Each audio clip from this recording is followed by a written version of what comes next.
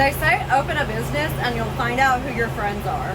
That is so true, and it's how I found out that my husband at that time was my biggest op. After losing the last grooming job that I had before starting my business, I was overwhelmed and frustrated. I was like, I don't really want to go and work at another salon. I just want to do my own thing and I'll figure it out. And at that time, what I figured out was that I could offer house call grooming. This was right during COVID, so a lot of people were at home. And house call grooming basically would mean that I would go into the client's home and set up in their house and groom the dog in the comfort of their own home. I thought that this was a perfect opportunity for people who were working from home to be able to see what was going on in the grooming process and get to know me a little bit better, as well as the clients get to actually experience their dog being groomed. But before starting, I needed to come up with pricing, a name, and all those different things.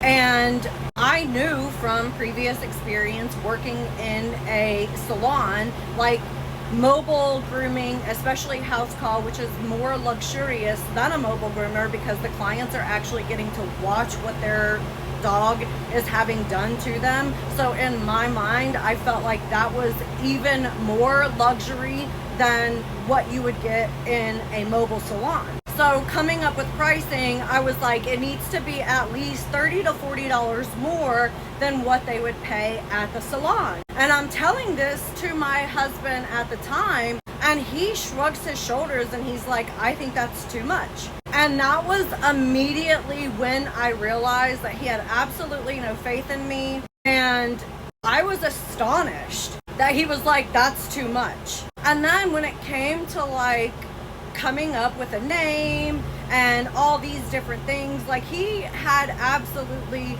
no interest in helping me at all. He just seemed so butthurt over the entire situation, and I got really busy, which was amazing. The business took off so quickly. After only a month, my books, I was literally booked every single day. And he was like, oh, I think that you should at least work for another company until, you build your business up. And so I did. I went and I worked at a mobile groomer for 2 or 3 days.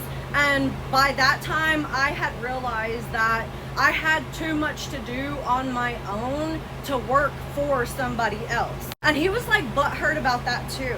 So when I actually started my business, that was when I realized that my ex-husband did not like me, did not support me, did not want to see me succeed.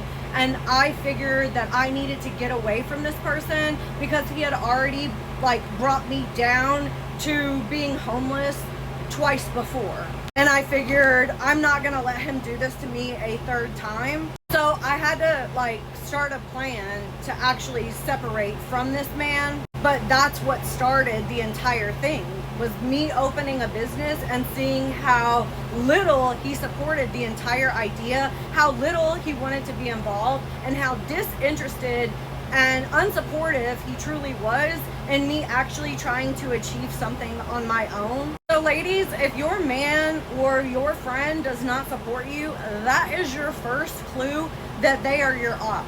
They are not your friend. They do not love you. They do not care about you. They do not want to see you succeed.